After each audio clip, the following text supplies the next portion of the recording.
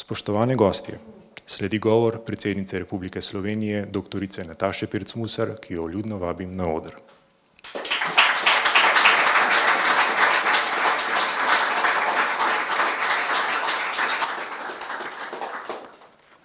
En lep dober dan vsem skupaj.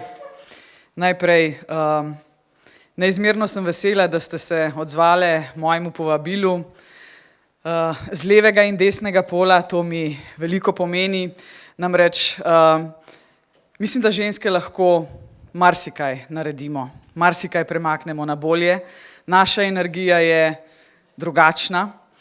In preden grem v uradni del nagovora, naj povem, da sem še posebej vesela, ker sta med nami tudi prva predsednica Državnega zbora, ženska v tej vlogi v Republiki Sloveniji, prva zunanja ministrica tudi v zgodovini samostojnosti Republike Slovenije in res si štejem v posebno čast, da lahko nagovorim vas, ženske, danes ob tem mednarodnem prazniku žensk. Skratka, spoštovana predsednica Državnega zbora, spoštovana ministrica za zunanje in evropske zadeve, spoštovane in drage gospe, spoštovani gospodje. Najprej, spoštovane gospe, vam seveda ob Mednarodnem dnevu žensk iskreno čestitam, nam čestitam. Kot prva predsednica Republike Slovenije v prisotnosti prve predsednice Državnega zbora in prve ministrice za zunanje zadeve v zgodovini naše samostojne države, ter vseh vas, spoštovane in drage gospe, pozdravljam, da Mednarodni dan žensk v letu 2023 prvič praznujemo na takšen način in da imamo pomembna sporočila. Naše izkušnje in delo dokazujejo, da smo ženske upravičeno lahko ponosne na prehojeno pot, zaradi njih pa lahko s pogumom načrtujemo prihodnost in brez sleherne zadržanosti rečemo, tukaj smo. Druga za drugo in za vso družbo. Veliko nas je, imamo znanje in imamo sposobnosti. Z njimi želimo dejavno sooblikovati prihodnost in narediti svet boljši.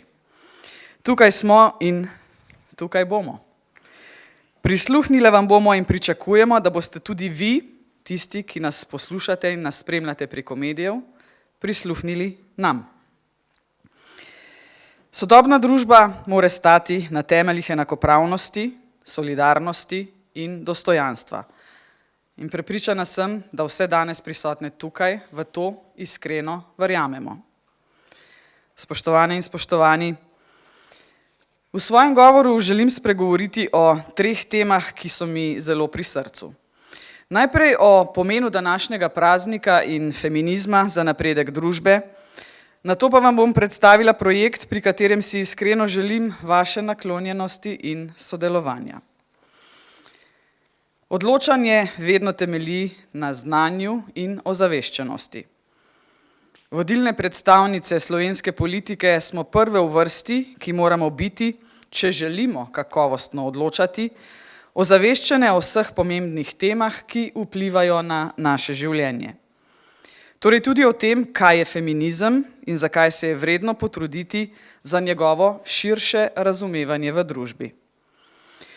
Če uporabimo jezik, žal vse preveč prisotnega fenomena sodobne komunikacije, dezinformacije, so skozi čas to plemenito in v boj za pravičnost usmerjeno gibanje opredelile najmanj kot hudo nezaželeno, nepotrebno in v zadnjem času kot a priori skrajnost, ki se ji je treba izogibati. Brez zavedanja ali razumevanja o tem, kaj feminizem sploh pomeni in kaj zagovarja. Dovolite mi, da vas za trenutek popeljem v preteklost, da se spomnimo, kako se je oblikoval in razvijal univerzalni razsvetljenski projekt feminizem. Zgodovina je imenitna učiteljica, zato ji je vedno koristno prisluhniti. Prepričana sem, da bomo tako lažje gradili tudi našo prihodnost. Že Platon je v svojem delu Država ugotavljal, da ni nobenega javnega poklica, ki bi pripadal ženski zato, ker je ženska in moškemu zato, ker je moški, temveč so naravne sposobnosti enakomerno razdeljene med oba spola, tako da so ženski dostopni vsi poklici, prav tako pa tudi možu, zato bi morale imeti ženske enak dostop do izobraževanja in politike. V Angliji 18. stoletja je radikalno premikala meje Mary Wollstonecraft, katere knjiga Opravičenje ženskih pravic velja za klasiko feminizma. Svoja načela je tudi živela in tako tudi njena hči Mary ni bila le soproga velikega pesnika Shelleya, temveč jo še danes poznamo kot avtorico Frankensteina. Olympe de Gouges je leta 1791 napisala in objavila Deklaracijo o pravicah ženske in državljana, v kateri je pozvala ženske, da se prebudijo in spoznajo svoje pravice do svobode, lastnine, varnosti in predvsem do upora zoper zatiranje.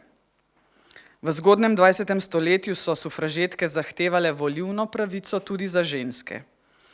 Dan 8. marec so izbrali v spomin na dan, ko so ženske, tekstilne delavke v New Yorku, leta 1857 prvič stavkale.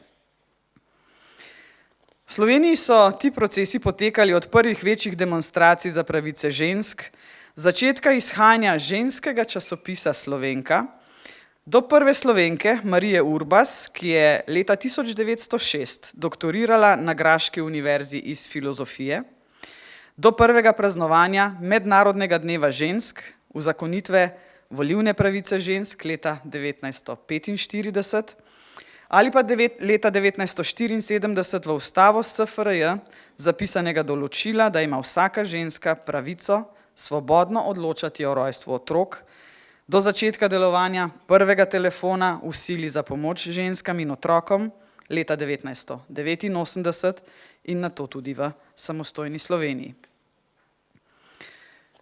Ker so izborile generacije pogumnih žensk pred nami, zato trpele, bile kaznovane, zapostavljene in trpinčene in žal celo umorjene, moramo vsak dan iskreno ceniti in spoštovati. Ženske se še vedno pogosteje kot moški soočamo z ekonomsko odvisnostjo, zahtevnejšim usklajevanjem zasebnega in poklicnega življenja, stereotipi, prevelikimi družbenimi pričakovanji, z nasiljem, nespoštovanjem, nestrpnostjo, tudi s sovražnim govorom. Pri spopadanju s temi izzivi in okoliščinami pa sta, tako vselej, za preseganje teh razlik zelo pomembni naša samozavest in naša neomajna volja. Predvsem pa zavedanje, da gre za dolgotrajen proces, ki od družbe zahteva pogum in pošteno delovanje. Feminizem je torej svoboda za vse. Je gibanje za enakopravnost in enakovrednost vseh nas, žensk in moških. Vključuje in želi, da bi vsi imeli več, nikakor, da bi kdorkoli, sploh pa moški, imeli manj. Feminizem sloni na enakopravnosti in pravičnosti. Na enakosti, ki je daleč od istosti. Daleč od ideje, da smo ženske vredne več kot moški ali da so moški sovražniki žensk. Enakovrednost žensk je v interesu vseh, ne zgolj žensk. Biti feministka mi pomeni priznavati enakovrednost vseh ljudi, boriti se za pravično porazdelitev moči v družbi, za možnost izbire, načine življenja, poklica, nenazadnje, s kom se kdo želi objeti. Za uravnoteženo zastopanost spolov pri odločanju ter iskreno spoštovanje dostojanstva sočloveka, ne glede na to, katerega spola je. Ne da bi vedela, sama feminizem živim že nekaj časa in ga imam očitno zapisanega v svoj DNK. Že vse življenje me pri tem spremljajo modrosti izjemnih žensk. Navsezadnje so me tudi njihove vrednote in nauki pripeljali do današnjega dne, ko vas nagovarjam kot prva predsednica v zgodovini Republike Slovenije. Njim v čast in vsem nam v navdih sem nekaj njihovih misli o feminizmu zbrala in jih boste kmalu lahko prebrali na zaslonih. Prvi del nagovora pa želim skleniti z naslednjo mislijo. Feminizem temelji na pravičnosti, vzajemni svobodi, solidarnosti in vključenosti, zato tudi ni uperjen proti moškim, kot se morda zmotno misli. Feminizem je gibanje za odpravo zatiranja, kratenja pravic in nestrpnosti do drugega. To misel je zapisala Bell Hooks oziroma Gloria Jean Watkins.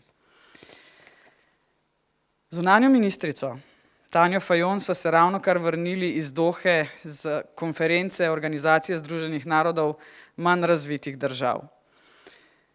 Veliko so seveda tam delali na prepoznavnosti Slovenije zaradi naše kandidature za nestalno članico Varnostnega sveta. To je bil projekt, ki ga je začel že prejšnji zunanji minister, gospod Anže Logar, in vesela sem, da je gospa Tanja Fajon prevzela to njegovo pobudo in jo nadaljuje in gara dobesedno za ta naš uspeh. Srečevali so seveda tam moške in ženske, žensk bolj malo, ampak tiste ženske, ki so bile tam, so pa me navdale z nekim pogumom, z nekimi idejami o tem, kako lahko tudi v afriških deželah, kjer ženske še zdaleč nimajo takšne moči, veljave, možnosti za uspeh, lahko vendarle tudi uspejo. Hvala gospe Fajon, da širi feministično politiko, in če ste me pozorno poslušali, kaj feminizem je, upam, da boste razumeli, da tudi feministična politika ni bav in da je usmerjena v enakost, enakopravnost vseh nas. Na tem mestu bi pa vendarle želela povedati še eno stvar, ne samo moški in ženske. To, kar sva s Tanjo videli in slišali v Dohi, je včasih, veste, kar kruto, ne? Da se danes pogovarjamo o tem, da države, ki bodo zaradi podnebnih sprememb izginile z zemljevida, da bodo ostale brez svojega ozemlja, da zato znotraj Organizacije združenih narodov govorimo o tem, ali lahko obstajajo države brez teritorija. Da danes govorimo o podnebnih spremembah in se morda premalo zavedamo, da so nerazvite države, ki predstavljajo četrtino našega planeta, tiste, ki prispevajo v škodljive emisije zgolj 4% teh izpustov. Na nas, ki smo razvita država, je, da to razumemo in da jim poskušamo pomagati. Vesela sem tudi, da je Evropska unija tista grupacija držav, ki veliko pomaga nerazvitim državam. Za leto 2021 imam podatke, da je Team Europe, kot radi rečemo, nerazvitim državam prispeval 71 milijard evrov. Tudi Slovenija po svojih zmožnostih seveda v ta fond prispeva.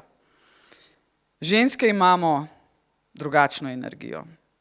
Ženske znamo morda kdaj na lepši način povedati tudi krute stvari, ampak to, kar mene razveseljuje, da se število žensk v politiki v Sloveniji vendarle povečuje, je pa to, da smo bolj empatične.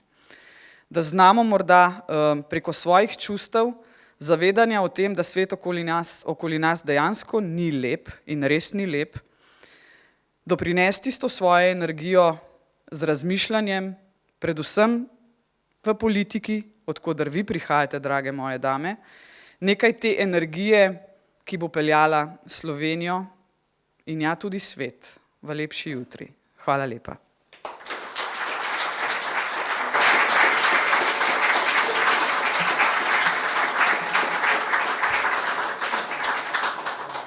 Hvala, gospa predsednica republike.